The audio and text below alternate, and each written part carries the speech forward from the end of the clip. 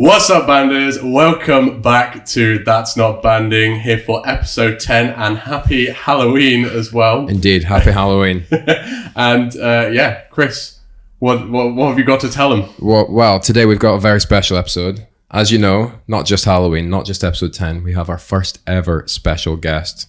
We do indeed. Yeah. Do you want to introduce him? I do, yeah. So I would say that he's probably the most successful principal cornet player of the last 15 years, 20 years. I thought we were talking about my guest, not me. Oh, no. Finally, we have a real principal cornet player on the show. I've been very excited to work with him. Yeah, absolutely. Ladies and gentlemen, please welcome to the show for episode 10. It's Tom Hutchinson. How's it going, guys? Hold for applause. Thank you for inviting me. Here he is. Well, thank you so much for coming up. Yeah, it's a pleasure. Welcome to Winton. Yeah. Happy Halloween, Tom. Thank you. Yeah. So how come you're up here at the minute? How long did it take you to get up as well?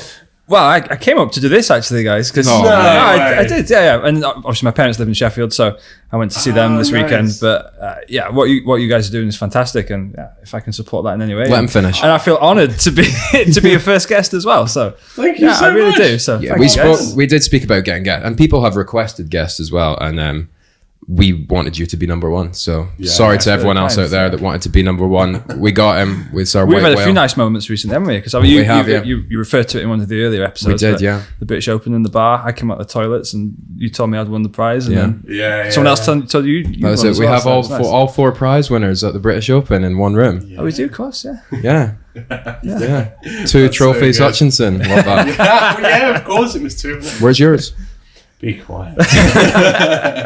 Yeah, that's insane. It's so good, that video. Who recorded that video? You guys. It was Hannah, wasn't it?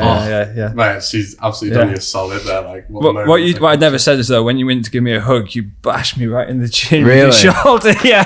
So sorry. That's okay. It was worth it though. I was just so happy. But how was your night that evening? I mean, did you go? We got the train back. Yeah, we got the train. But it was amazing. So we made the last train was at 10:30, and there was about 6 of us, I think. And one of us bought like a bottle of champagne. One of us bought like a 10 crate of beers. Mike Eccles bought a bottle of champagne. Let's give him credit for the champagne. Yeah, it was Mike, wasn't it? I did not buy them.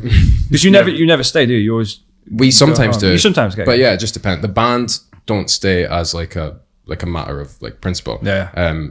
Like I thought, like in London we do 2 nights. Everyone does. Yeah, but it's optional for the Birmingham. Yeah. We have to stay for the gala concert on the Sunday with Dyke. Of course, yeah. Of course, if you win on the Saturday, that's a sweet night. But if you don't, it's just a bit of a. What's that like doing the gala concert? It's brilliant, to be fair. The audience is not quite as full as the contest itself, but it's just a great concert. And actually, to sit on the stage the day after the Open and not feel the same amount of pressure is really quite nice. nice just to be able to play in that hall. Yeah, just play. Absolutely. We used to do concerts in the Royal Albert Hall for the Teenage Cancer Trust. We shared them with Grimethorpe, actually. I don't know if we did any of them, but that was the same because it was like 2 weeks after the Nationals. So you're thinking, Yes, 2 weeks ago, I was on pins, all weekend. But I was supposed to do that chill gig out. because Was that the? that was the year. Yeah. The year? Yeah. I was going to do that gig, but no. That's had a couple of mentions now that year. Yeah. Well, yeah, we were just looking at all Tom's wins, weren't we? And We were, that indeed. year on 2018, that Sack Gates. Sack Gates. I Yeah. did watch that episode. Yeah, Cory won, and I honestly couldn't even It's a remember. good story. I couldn't remember who won that year because it wasn't about the result for us. Clearly not. No. So we got a list of all your wins and things like that, Tom. But do you remember your test pieces? Because I really struggle. I remember the wins, of course. Should we do a little test? test? Okay, do you reckon you can do all the wins? Well, the years. Not the year, the pieces in the year. No chance. No chance. So Tom here, Tom Hutchinson, that is, not Tom Smith, guys. Come on. You've got a lot of major contest wins, right? That's crazy. Most of them on Principal Cornet as well. We have 5 European championships. Yeah? Mm-hmm. Good memories at the Euros? Yeah. Because you do quite a lot. We do, yeah, because the way that you qualify for the Europeans, for the Welsh bands, is through the area, which obviously is a little bit of a shortcut, I guess. But yeah, it's easier, just like the Scottish bands and just like, the French bands and things like that. They smaller countries, I guess. Mm-hmm. So yeah, it's great. It's expensive for the bands, isn't it? I think it costs us maybe £30,000 to get to the Europeans every time. When it's in Norway, then Yeah. I mean, that's the only trouble we're kind of facing now, because obviously we're lucky to be going again in quite quick succession. Yep. But the first time round, it cost the band what I'm going to say like 25 grand, 20 grand, something like that. Oh, the maybe. Lithuania one. Yeah, 40 grand. more 40. 40 grand. Yeah. Babin Foden's done it 4 times, and each time it's been in Birmingham. Yeah. It's that just right? so 4 times? shabby. Yeah. It's And they ridiculous, just man. went to. They did the recent one, didn't they? That's right. Yeah. I guess this was the first time apart from. Was it? Yeah. Yeah. They were supposed to go to Lithuania. Right. Which it was, it felt like a cheap Euros because maybe it's not going to be, 12 euros a pint, but it ended up being the hardest place to get to. Yeah. Yeah, There's no direct flights. It's not even in Vilnius or it's like Palanga. It's like on the We did the gala concert that weekend, Yes, you Oh, did. of course you Yeah, did. yeah. Yeah. and there's quite a nice beach. So I had 3 days on the beach. It was a nice good. beach. Oh, Yeah, it was best gorgeous. memories from that weekend. Apparently, did we that. got really lucky with the weather. Apparently it's not like always like that, even though We- it's like we a went seaside town. With A4 Brass, we went the previous year in May, you did? in the same month, and it was like just cold, windy, just like Graham. Just like We got Scotland. It's like a nice Blackpool, wasn't it? Really. Blackpool. very I like nice, Blackpool, yeah. by the way, just to let you know. I love Blackpool. Crucifying black. Tom Hutchinson hates Blackpool, guys. There's just a little bit more green about it. So your first major win with Cory on Principal Cornet was the Euros, wasn't it? It was, yeah. Yeah. Do you remember the year? I do 2010. Do you remember the set piece? Spirity. I don't have Spirity here. 2000 in Linz. Yeah, maybe you're right. I have a Tales Yet Untold. Was that your That own was choice? the own choice. Oh, I have your own choices, not your. Yeah, I think that's Right. the own choice. Yeah. Right. Okay. Spirity and a Tales Yet Untold. Nice. Nice. Tough. Do you remember playing them? That's a while ago, Yeah, isn't it? definitely. Yeah. Yeah. My dad was there as well because he was the band manager at Dyke at the time. Oh, And I got a really? nice picture of him lifting me up at the end when we were Nice. playing. So, yeah, it's Nice. good memories. Nice but one, yeah. yeah, Spirit is my favourite piece actually. Is it? Yeah. I love it. It's great. The big that hymn question, tune at the no? end. Yeah. Well, cool. you also won the Nationals on Spirity, didn't you? We did, yeah. Yeah. Steve Nice Stewart got up and did the Christ Redeemer at the end with the soprano. Yeah. Oh, Yeah, nice. Yeah. He said he was going to do it. No one believed him, but Really? when Phil stood him up, he just when Wayne Rooney scored that overhead kick and went to Yes, the corner. yeah. Yeah. What's Steve Stewart like? He's a great player. Yeah. Great, crazy guy. I think it's fair to say. Was he 10 years behind you? Were you the whole time with him? I had Bert Van Tienen when I first moved. Of course, but he yeah. wasn't the full time player. No, he he wasn't, came yeah. over. But yeah, Steve was. Yeah, Steve's a great player, and what people often ask me, what you see is it what you get, and it Yeah. is. He's as he's not crazy, but he's got Yeah, a bit he's about mad. him. Yeah, and, eccentric, Do you know yeah. him from I bet, Scotland? yeah. I bet, yeah. He'd left Scotland before I went to like Kirky and stuff. It's such a shame he's not playing anymore. He didn't play at all. No, he left after COVID. Some things didn't quite work out. Yeah. Because he was driving like 2.5 hours to band. Yeah. Each way, Yeah, which oh is my God, crazy. yeah, I was yeah. towards Saundersfoot, so Yeah. something had to give. But Yeah. but yeah, I think he would always add 5 points to every contest performance. So Yeah, a good song I- does that. Right? Class player. How? What did he do? He's just got that zinginess to his sound. He's got the register. He's got the style. Yeah. He's got the flair. Give him a slow melody. That wasn't probably his forte, but Yeah. he Was can he still do it. better? Was he better on like a more traditional Spark or Gregson type, or was he like a Euros? Euros, definitely. The new stuff. Yeah, More like yeah. that, Okay. But his solo, he did Live and Let Die quite a lot. I can imagine. We've seen those videos. It's- They're amazing. Even High Fidelity, and he Yeah, sort of right. managed to rip some of that apart. And but I was at university with my best mate Lofty, and we were watching these videos of this crazy guy on soprano at the sock band, player, the Whip sorry, Friday. yeah, You've seen for- like the hat yeah. backwards, and he's Yeah. doing all this to the audience. And yeah, it turns out it was Steve Stewart. So, Wowzers. yeah. Didn't he do? I might be misremembering. There was something he did in COVID where he either read out something or dressed up as something, or I can't remember. But he played like a big part in one of the videos that you guys produced during COVID. I'll remember after the show. Yeah. I can't remember for the life of me. we did so many videos during COVID. Did Yeah, you guys yeah. do a lot? Yeah. Yeah, We yeah. did. Yeah. It got a little bit difficult in the end because so many people wanted you to record, Oh my different God. for different projects. Obviously, you know. had the Whip Friday March kind of style, and Of course, then yeah. entertainment. Mate, we were contests, scratch bands. we were robbed by Cory on the Foden's Oh online Whip Friday. Yeah. And you played for both bands. You played for the bedroom brass. Yeah, I did. Yeah. Navigation in, and then Navigation Cory In, ended yeah. up doing navigation in as Yeah, well. we did, yeah. We were robbed. So funny. He's still bitter about it. I can see it. Also, I've got a good record at Whip Friday. Don't worry about the Open or the Nationals. Yeah, No. Cory online contest. That was it. That was it. That's so funny. They still haven't, right? I won a competition for what Foden's did during COVID. Oh, right. And Okay. it was like a solo competition of some sort. and the prize was like getting to play a solo with them, and they still haven't asked me. I think you need to get in touch with Gary. Don't you? Yeah. Anyone from Foden's, if you're watching, Yeah. drop me a line. It's overdue. Yeah. It's your turn. Yeah. You come and play solo for Cory. I'll have a day off. I've just noticed that your Euros wins are every 3 years. It's crazy, isn't it? Yeah. But not this year. Not this year. Not this year. That's a good start, though. Yeah. So 2013 was the second one. I think they're all Spark pieces. Yeah, they are all Oh, Spark. really? Own And choices, Explorers yeah. on the Moon. Yeah. Yeah. What's it like playing test pieces that are written by your conductor? We sometimes don't know because we've got this guy called Paul Raphael that writes occasionally. Yeah. But yeah. Right, yeah. Yeah, but yeah, it's good.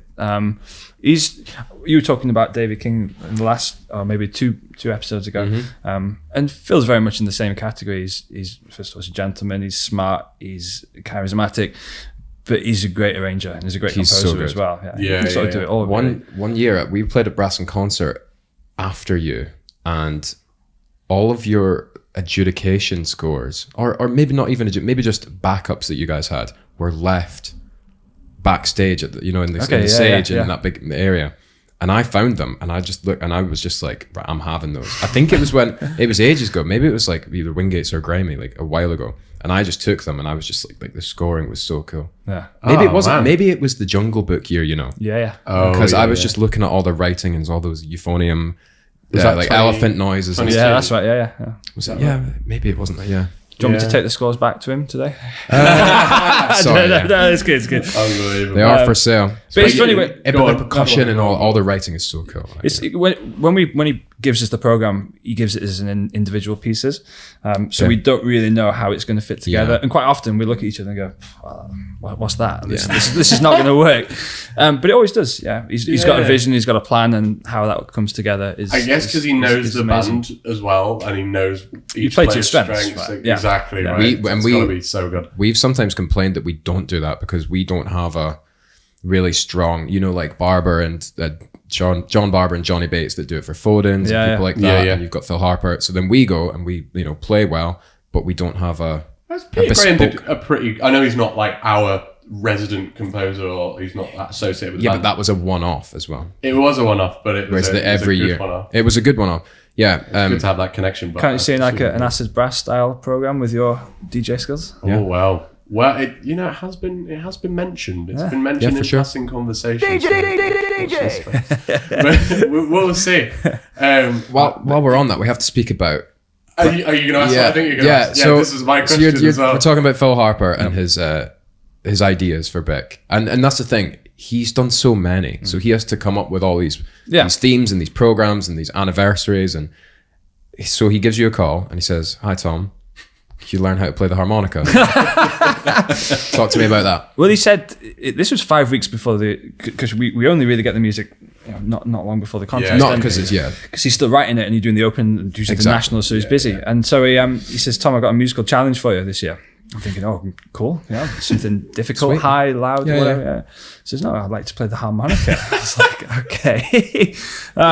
So I got one harmonica in the key of G, and he set me up with a guy called Paul Field, who's like pretty much a professional harmonica player, even though he doesn't make a living from it. Okay. And he gave me a couple of online lessons. And what's really difficult about the harmonica is to create a single sound. Like it's easy just to blow into it and get 2-3 notes, a chord, but to create this single sound, you've got to it's like a whistle. You've got to really make the air stream quite Really narrow. But the difficulty with that is that it's a completely different embouchure setup to what you normally use when you play cornet. So doing the harmonica and then going straight to cornet, like there's some times where it just didn't work, so I had to practice that. But I wasn't getting it. And then 3 weeks before the contest, it kind of just sort of started to click. Like, I'm a firm believer in if you just keep doing something over and over and over again, it'll get better. I'm doing new solo at the moment. It's really tough, but I've not been able to play it for a few months, but I just kept practicing and it gets better. And it just came. So I'd practice it in the car, like before work and stuff like this, and never driving, of course. Have you played it since?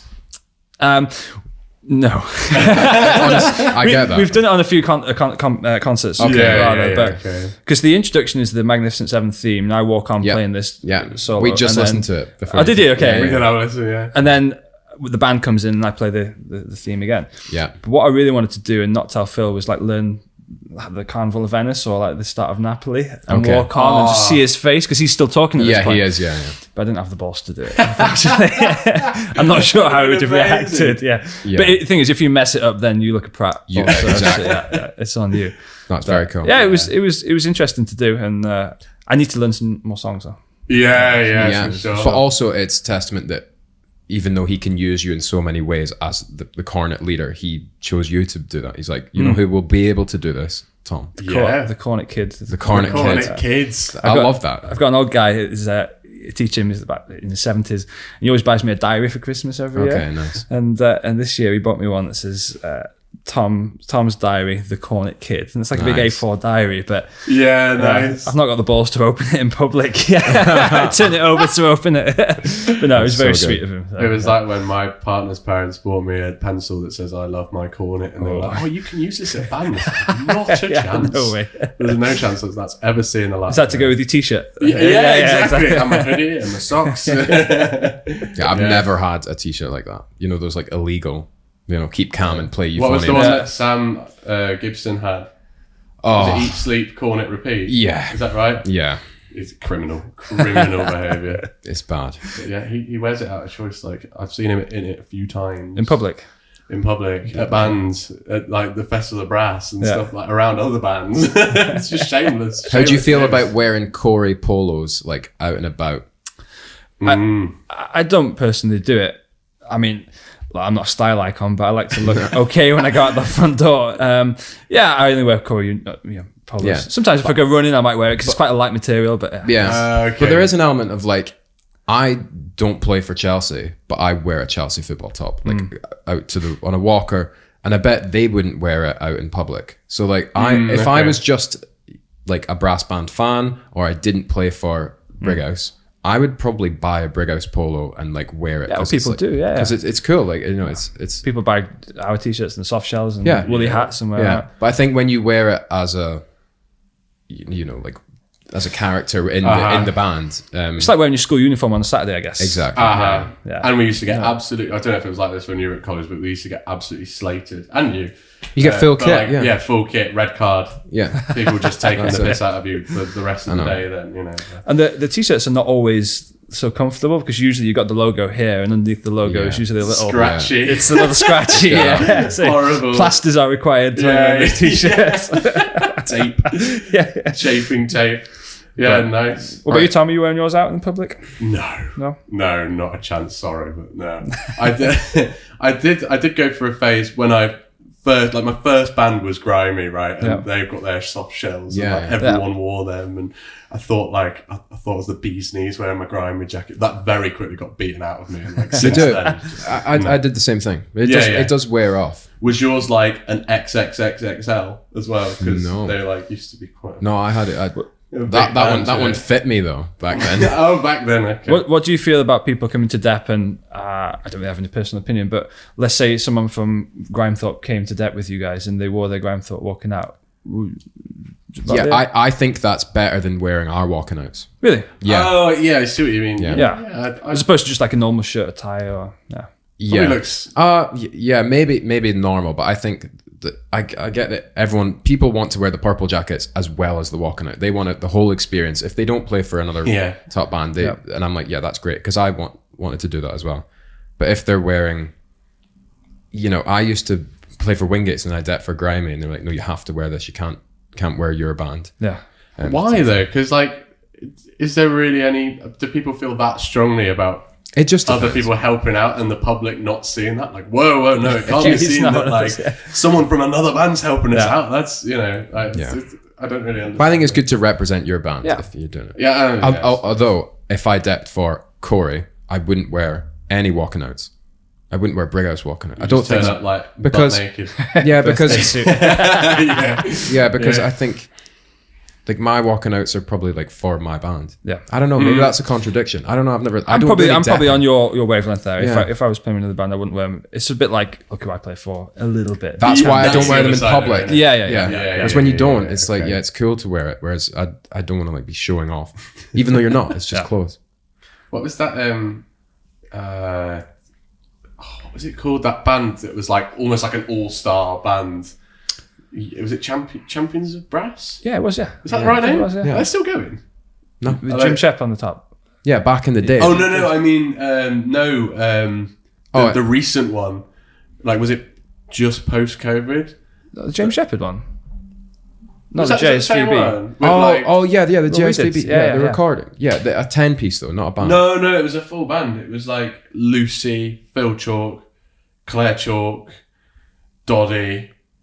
I don't remember Oh, that. that'd Was just be this a dream that I Was had? it just a scratch thing? No, they were established, but I've not seen them post in a while. But Nah, I did a Dyke reunion gig at Butlins a few years ago. Yeah. Do you remember? I think that I was there, happening? yeah. Yeah, that was one of the straight. Obviously, we grew up in a time where everything's a little bit more grounded and PC, let's say. Yeah. And stepping back 30, 40 years into that rehearsal Yeah. was really interesting. For sure. Like, not a place that I would want to go ever again. yeah. So many people just, We had a having a similar go one. at each other. Great concert, but Yeah. Oh yeah, of course. it was a funny atmosphere. That's not banding. Right, we're blathering. We need to talk about. Yeah. Back on track. Yeah, but major contests. Do any stand out for you? Yeah, probably the one you mentioned earlier in 2016 was Spirity, because a couple of my schoolmates were 15. down. Sorry, 15. Sorry, 15. It's all right. You won 16 as well. We were excited. they all blow into one, don't they, Yeah. after a while? But in Spirity in 15 was really nice because if it was 16 then. So Was it? Yeah, because Sorry. we won the Grand Slam that year. And a couple of my schoolmates were in London working, and another one was seeing his mate. And so I managed to sneak him into the Albert Hall to watch our performance. And that was really nice for me because whenever you talk to your schoolmates, you might be the same that don't play it. So you're Yeah. off to band camp. What's Yeah. this thing you do? So to see them in the audience as we played the last note in one of the boxes, sort of standing up and cheering for me was really nice. And my parents were there as well, which is really cool. But no, I've had some, contest wins. Some of the Europeans are obviously great. I think that's a really tough contest to win over 2 days with all the standard of the bands. Yeah. Not diminishing what YBS did in the 90s. Oh, but, yeah. It was much easier. We don't mind saying that. Yeah. And they know. And But- we but tell this- them this- all the time, by the way. We But tell there's them. parts of that which are more difficult because they had to play 2 pieces on the same day, right?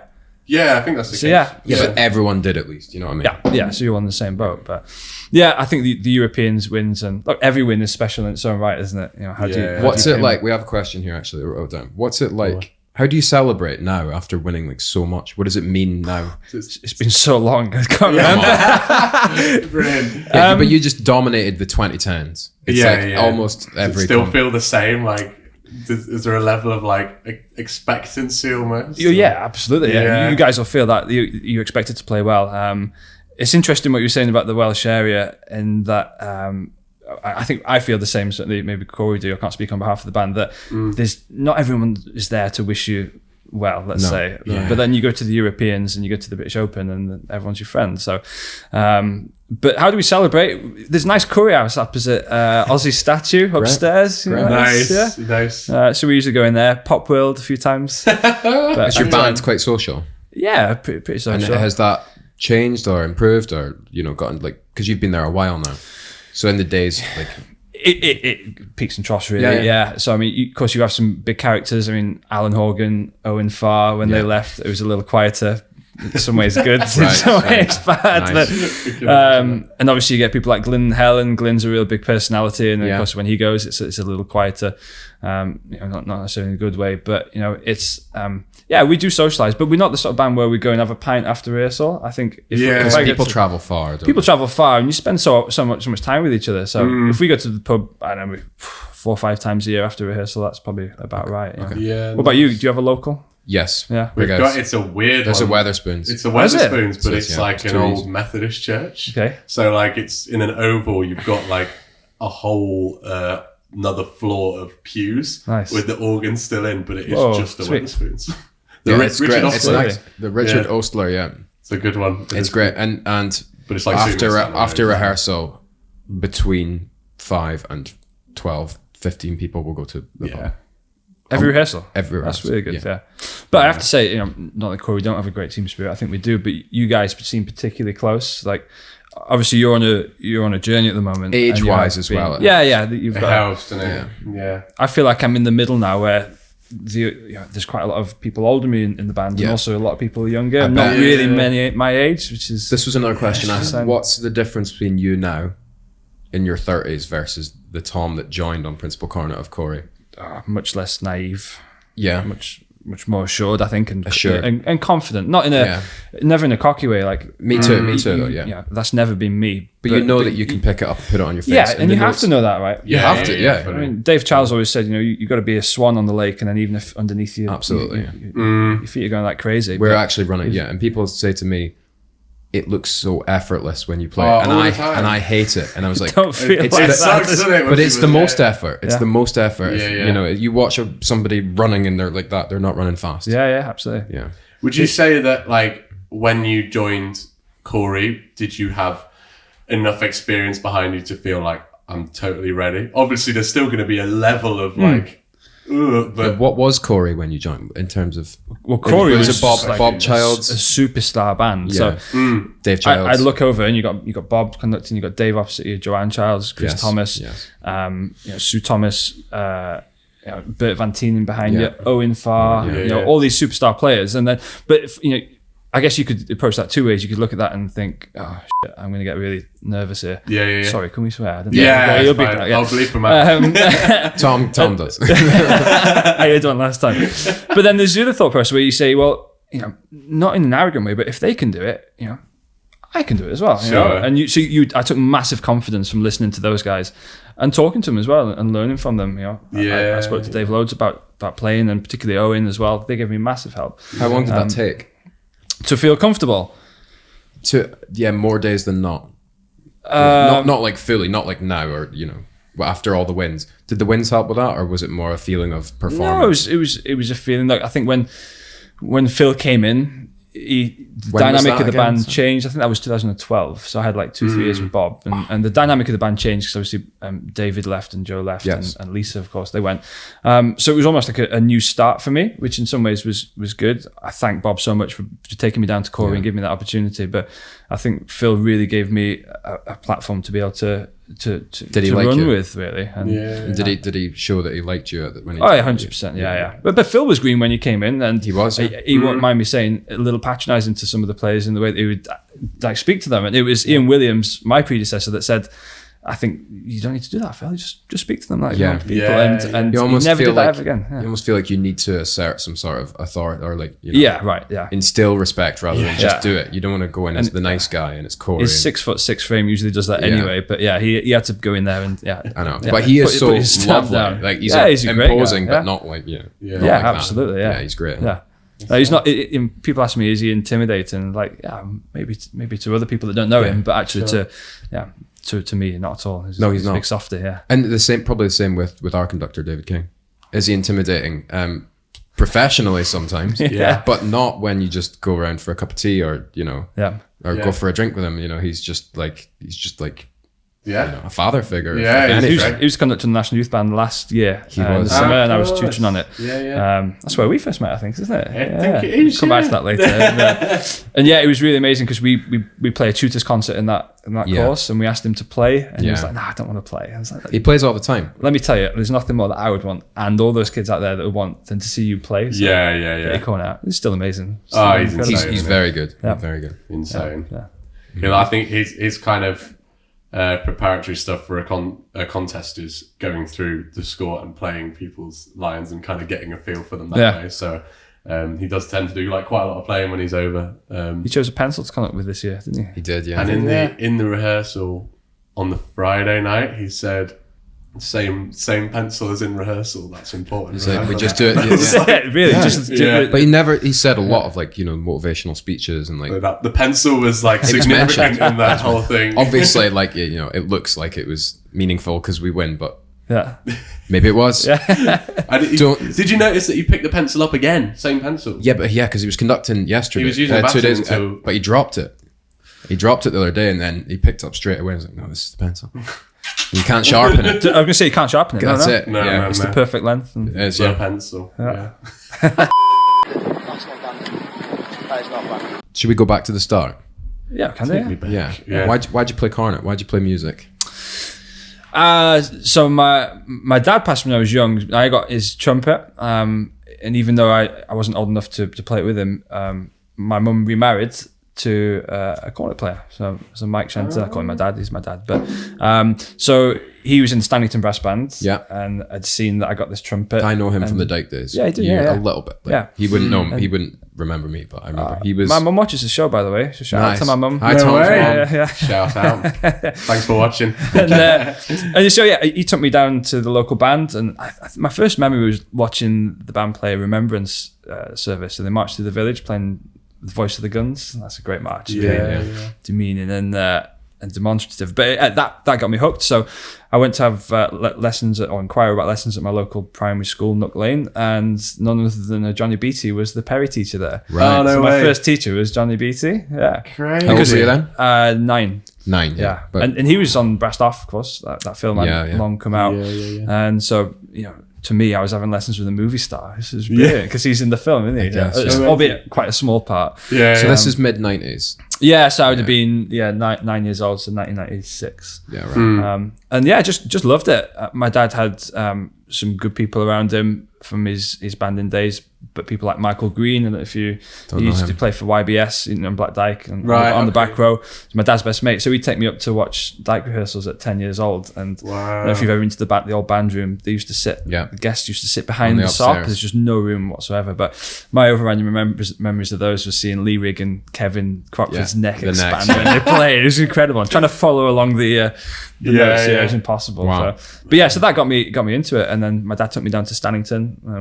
I was there for a couple of years. I think, as it often is with some of these bands, that you can't move any higher than the person that will allow you to sit above them. Politics, I moved to Barnsley Building Society and played principal there a couple of years before playing for Are they still a Rothwell for a band? few years. Barnsley, Is I that- don't think they're called Is it Barnsley Building Barnsley Met? Society. Or is it Barnes? They're different. That's Barnsley a different Brass, band. maybe? Barnsley Fourth Brass. section. That's Barnsley it. Brass. Barnsley Yeah, Brass, Barnsley Met Band's the one in the centre of Barnsley, I think. Yeah. But I mean, Derek Renshaw was conducting Stannington. Okay. I think he was playing with Grimethorpe recently, wasn't he? Yeah. Yeah, it that's was. right. A guy called John Hopkinson was at Barnsley Building Society, and then Ian Craddock played a massive part in my development. Right. And then Dave Roberts at Rothwell, which was awesome. Yeah, Dave Roberts, he's class. I did a concert recently in Sheffield. I think it was last year for Door. We used to live in a place called Door, and it was for Door Male Voice Choir's anniversary concert.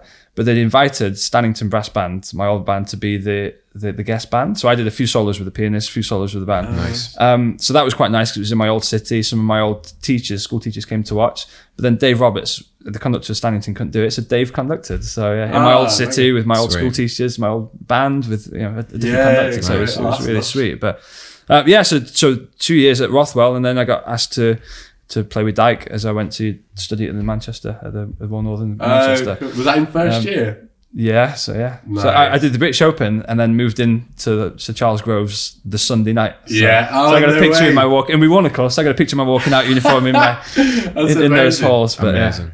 Wow, yeah. they were quite new at the time as well, so I'm guessing they're probably not as shiny anymore. Sir Charles Groves. Sir Charles Groves, yeah. Yeah. Well, when I was there, I stayed there for 2 years, and this was 13 and 14. Yeah. And they did up the flats in 14. So everyone was getting moved all the time. Oh, yeah. So in my second year, I ended up living in this flat and then moved because it was getting refurbed. my God. You just had a new flat every year. Well, just every few months. Oh, jeez. Because they just kept having to push you around. Brutal. Then you moved into a new one, but that wasn't actually going to be yours. Right. I actually remember in Charles Grove going out the night before on a massive bender and then waking up at 8 o'clock in the morning the next day to someone smashing a toilet with a hammer in the room opposite mine. Why? I think because they were like they were turning the shower. It's like a wet room. It wasn't just like one of the students. It was one of the student compositions. And he was practicing. He's got 60 toilets lined up. It was definitely a contractor. It wasn't but yeah. Those halls were class because you could get up in the morning and within 2 minutes you're in your lecture. Yeah, it was great. That's why I did 2 years. Yeah. Oh, you there 2 years? Yeah. But you guys missed out on Scuba. The We legendary did. Scuba. Yeah. And we had 1 year of footage Wednesdays. Rest in peace. If you know, you know. Scuba was by the Aquatic Centre, and it was Yeah, like it the was. hub for all brass bands in Manchester and Yorkshire, Manchester and Yorkshire to go to. So Friday, Saturday night, I know. Brighouse Dyke, Grimy Foden's, There's Leyland nothing like Ferry, that now. everyone So would be nice. there. Yeah. So many stories. They did the goldfish bowls.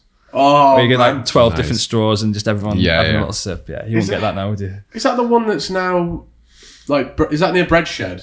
and like all of that I stuff. think it's a religious centre now. Yeah, someone no, told it's me. not that. Yeah.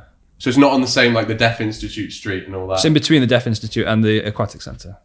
It's not. Okay, I've got you. Yeah. Yeah. I've got you. I know. Yeah, that was legendary, Cool. that place. Oh, Yeah. man. Where did you guys drink? You went to the footage. a lot, Footage, didn't you? yeah. Yeah, that was your place. Same Yeah. for me, Yeah. I think. more or And a less. bit of What's the one down? Oh, Thirsty Scholar. but it as was well. always Underneath Black bridge. Dog afterwards, which That's under the bridge, yeah. isn't it? Alfred yeah, and Oxford Road. just that's it, yeah. towards the trains. It's now called Brick House. Brick House, isn't Brick it? House. Brick House. Yeah. That's a cool place, Manchester, to study. I Oh, loved it's it. awesome. Yeah. loved Yeah, what did you love about it?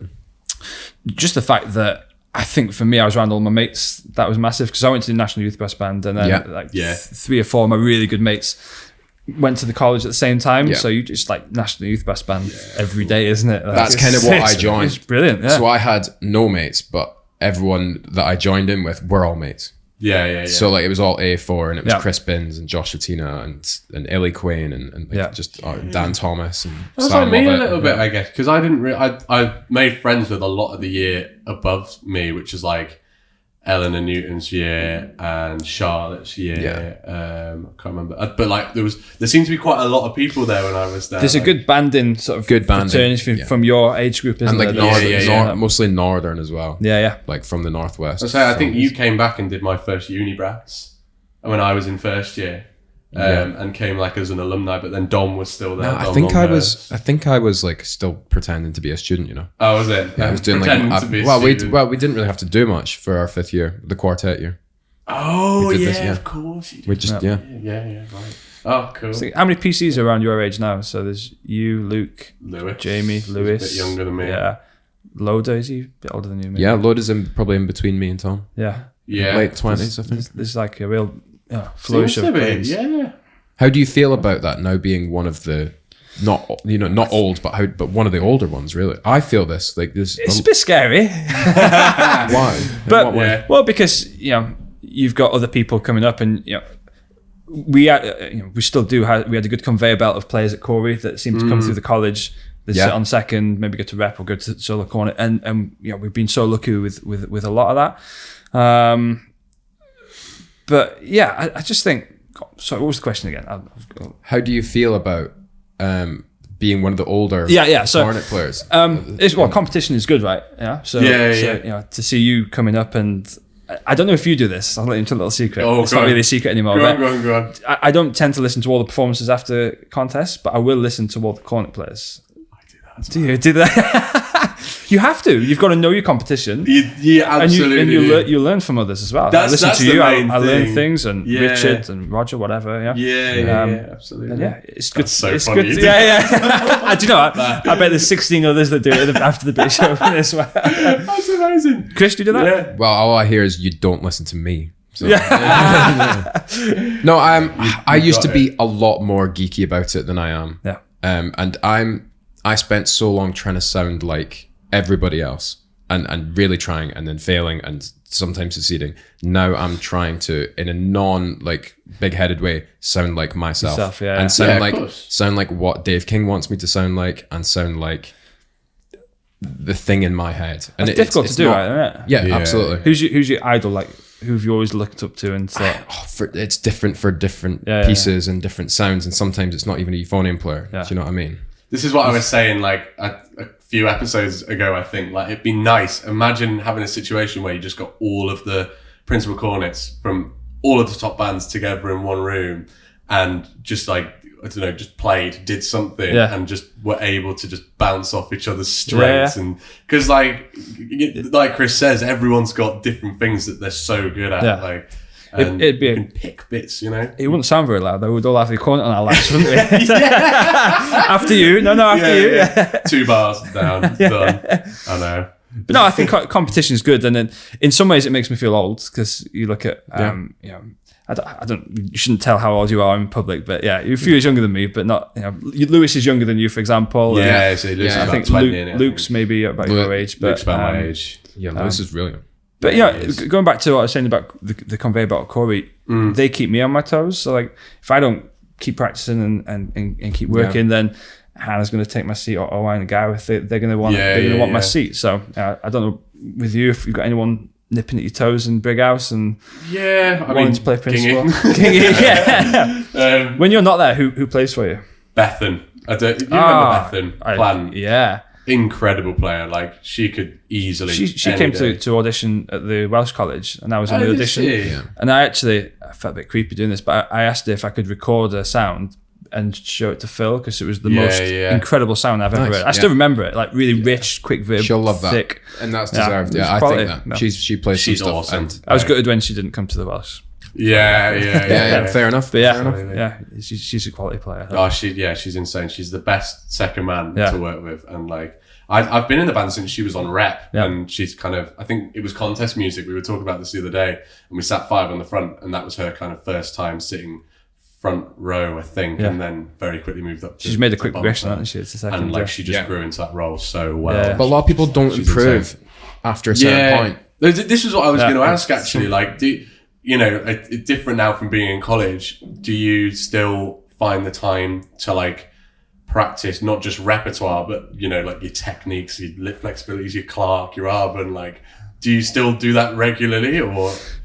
Honestly, no. Neither do I. You just can't. You don't have the time to do that. It's in your head now. Isn't it? Yeah, it's in your muscles. It's in your brain. Once you put enough money in the bank, doing all that stuff at college, then it's there. So it's just a case of keep on top of it now. Every now and then. And you learn by playing. Yeah, absolutely. Yeah, you guys will know that you've got like a solo gig in a couple of weeks' time, or the Open or the Nationals rather, brass and concerts around the corner. So you've always got something to work for. I probably get maybe 3 or 4 days a year where I can sit down and just open the Arbon and go, right, let's see what we got. Yeah, but also with teaching, you're then playing along with students. That massively helps. It does help. Yeah, massively helps. Without Chops, that, and I'm like, I'm doing excerpts today with conservatoire people, or I'm doing scales, and I'm like, okay, I'll play it, then you play it. Yeah. And a lot of time it's for them, but sometimes it's for me. And I'm just like, oh yeah, what is harmonic? I'm like, oh yeah. It can be embarrassing when you're teaching in college and you turn up, traffic's been bad, and you're demonstrating something, had no time to warm up, and you think, it's not how I wanted it to sound. It's not really the That's best. harder on corner. I love the no warm up challenge. Okay. Yeah, it's euphoniums. Just pick. It's easy. I want to see this tune a day, but with 2-octave leaps anyway. It's good. Yeah. In fact, we're doing Masquerade at the moment, and Anthony Smith, he's doing a brilliant job on that. And nice. Yeah, that's horrible, isn't it? I've only played 2 octaves and a half, I think. Slurred. 3 octaves. Low G. Is it 3 octaves? Wow. Yeah.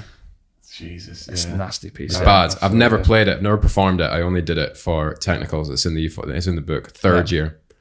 And I went into my third year in exam, and it's Roger.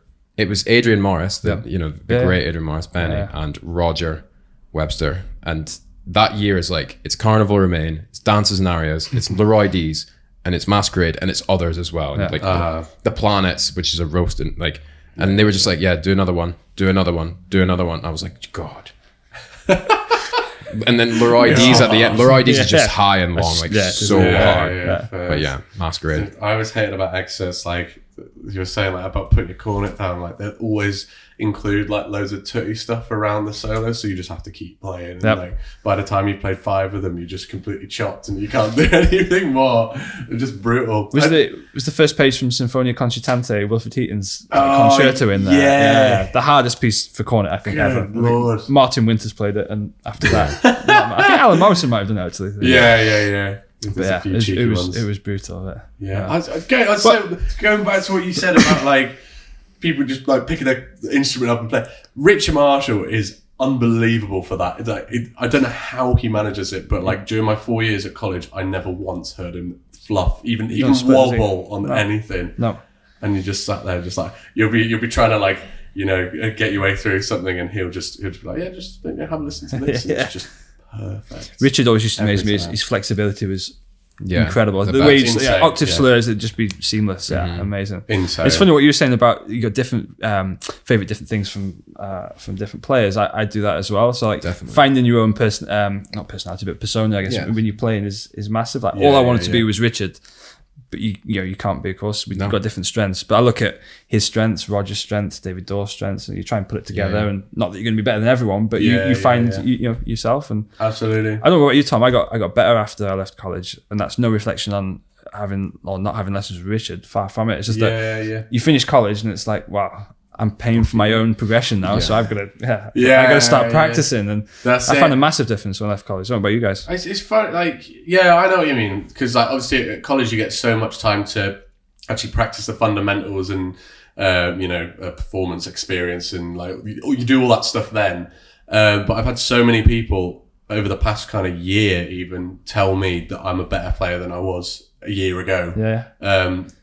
Like more so this year than since I've left college. I left in 2022, I think. But I think it's more now to do with a kind of musical maturity in a way. Yeah. Because I, to be honest, I'm probably slightly better of an actual technical player than I was when I left college, but musically I think I've probably grown loads, and that's just what happens, isn't it? Yeah. When you work with more people and you play more pieces and stuff. I don't know what you think. Listening to music. Yeah, fully. But techniques wise, I wouldn't know if I was any better or worse. Like, I definitely couldn't get through a 45-minute program. Like, But you can do everything. I remember Nick Childs telling me when I was like 16, he says, Tom, you'll always be able to do the same things now you can do in 10 years. You'll be able to do the same things you can do now. You just be able to do them better. And he was right. You could still do the fancy stuff that you do now. You just do it better. Yeah, true.